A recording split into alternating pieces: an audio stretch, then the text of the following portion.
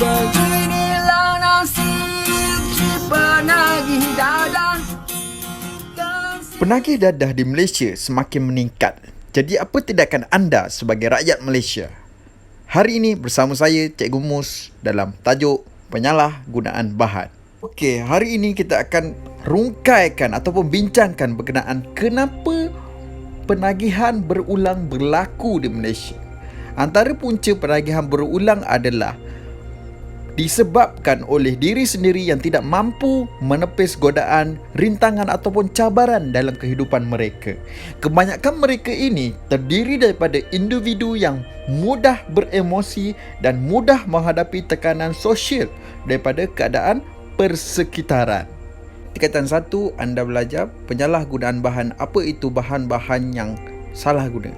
Pada tingkatan 5, anda belajar berkenaan dengan penagihan berulang. Apa itu penagihan berulang? Penagihan berulang ialah keadaan seseorang penagih telah dipulihkan tetapi kembali balik menagih. Contohnya penagihan berulang ialah kembali menagih dadah, merokok dan ketagihan alkohol. Terdapat ramai penagih berulang diberikan khidmat rawatan pemulihan.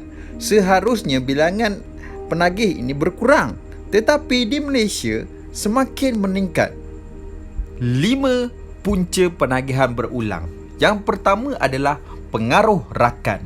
Biasanya penagih dadah ni dia akan kembali kepada tabiat lama kerana terpengaruh dengan rakan yang masih menagih. Mereka tidak dapat menolak ajakan untuk kembali menagih kerana banyak menghabiskan masa bersama. Dan kita pergi yang kedua adalah daripada tekanan emosi. Keadaan ini bekas penagih yang berasa rendah diri dan dipandang serong menjadikan emosi mereka tertekan dan tidak stabil. Bekas penagih mengambil bahan terlarang untuk melupakan tekanan emosi yang dialaminya. Dan seterusnya, kita pergi kepada stigma masyarakat. Segelintir masyarakat masih memandang negatif dan tidak memberikan peluang kepada bekas penagih untuk membuktikan bahawa mereka telah insaf dan ingin meneruskan kehidupan mereka. Keadaan bekas penagih yang tidak diterima oleh masyarakat ini membuatkan mereka tertekan dan bergaul semula dengan rakan penagih yang boleh menerima mereka. Seterusnya adalah di sisi keluarga. Terdapat segelintir bekas penagih yang tidak diterima dan disisihkan oleh ahli keluarga mereka walaupun mereka telah insaf. Sikap tidak ambil peduli ahli keluarga akan menyebabkan bekas penagih ini merasa kesunyian dan mendorong ke arah penagihan semula. Terakhir adalah masalah keuangan. Biasanya bagi penagih yang telah sembuh, mereka mungkin kehilangan pekerjaan yang menyebabkan mereka hilang punca pendapatan. Berasa tertekan dengan masalah keuangan dan kesempitan hidup menyebabkan mereka kembali menagih untuk melupakan masalah. Kita pergi kepada implikasi penagihan berulang. Yang pertama adalah kesan ketagihan alkohol. Seseorang itu akan kehilangan koordinasi gerak tubuh dan juga gangguan kepada pertimbangan dan kewarasan fikiran dan mengakibatkan kecederaan diri. Contoh, pemandu yang mabuk boleh menyebabkan kematian kepada pengguna jalan raya yang lain disebabkan ketidakkeseimbangan mental yang dialami semasa kejadian. Kajian saintifik menunjukkan perkaitan antara pengambilan minuman beralkohol dalam kalangan wanita yang mengandung dengan kecacatan dan keabnormalan janin dalam kandungan yang dikenali sebagai fetal alcohol syndrome. Aplikasi penagihan berulang yang kedua, iaitu kesan ketagihan rokok. Saya percaya ramai orang ataupun pelajar yang merokok dalam kalangan pelajar lelaki. Namun, individu yang merokok berisiko mendapat penyakit bronkitis kronik, emfisema dan kanser paru-paru. Asap rokok yang dikeluarkan oleh perokok aktif boleh mengakibatkan individu berdekatan terdedah kepada asap rokok tersebut dan secara tidak langsung menjadikan perokok pasif itu berisiko. Kalau sebagai contoh, kalau merokok kan, jadinya kawan awak di sebelah tidak merokok ataupun ahli keluarga adik awak tidak merokok. Untuk mendapat penyakit kanser paru-paru, adik awak lebih tinggi kerana apa? Menghisap ataupun menghidu rokok lebih banyak, menghidu asap rokok lebih banyak berbanding awak. Okey, bagi wanita pula yang mengandung, contohnya dia merokok, dia akan mempunyai kekurangan oksigen dalam hemoglobin disebabkan pertambahan kandungan karbon monoksida dan boleh menyebabkan janin dalam kandungan tidak membesar dengan normal. Dan poin yang terakhir adalah kesan ketagihan dadah. Penagihan ini menyebabkan kerosakan kekal kepada sistem saraf pusat tubuh jika diambil dalam masa yang panjang. Ketagihan dadah akan meningkatkan denyutan jantung dan tekanan darah. Keadaan ini jika tidak dirawat boleh menyebabkan pendarahan dalam otak, akan menyebabkan rosak otak awak dan boleh menyebabkan kematian. Disebabkan itu, penagihan boleh hilang pertimbangan diri dan mereka akan sering bertengkar dengan rakan sekeliling, sama ada di sekolah, di tempat kerja maupun di rumah. Pasangan hidup penagih berisiko mendapat penyakit kelamin seperti penyakit HIV, hepatitis B dan C. Jadi, apakah cara menangani penagihan berulang ini? Okey, banyak cara. Tapi dalam ini kita bincangkan 3 cara sahaja. Sokongan yang membabitkan keluarga ataupun rakan dan masyarakat dalam program pemulihan ini amatlah penting untuk memastikan penagihan ini tidak berlaku dalam bekas penagih. Maksudnya, bekas penagih tidak berulang lagi menagih dadah. Okey, kita pergi kepada poin yang pertama adalah aktiviti sosial. Kita boleh memberi ruang ataupun peluang kepada individu tersebut melibatkan diri dengan aktiviti sosial dalam masyarakat setempat. Contohnya, kita tahu ada penagihan dadah. Kita tidak boleh ataupun ada penagih dadah di kawasan rumah kita. Kita tidak boleh sisihkan. Walaupun kita tengok dia penagih dadah ini dah telah insaf, kita ajak dia membuat aktiviti sosial.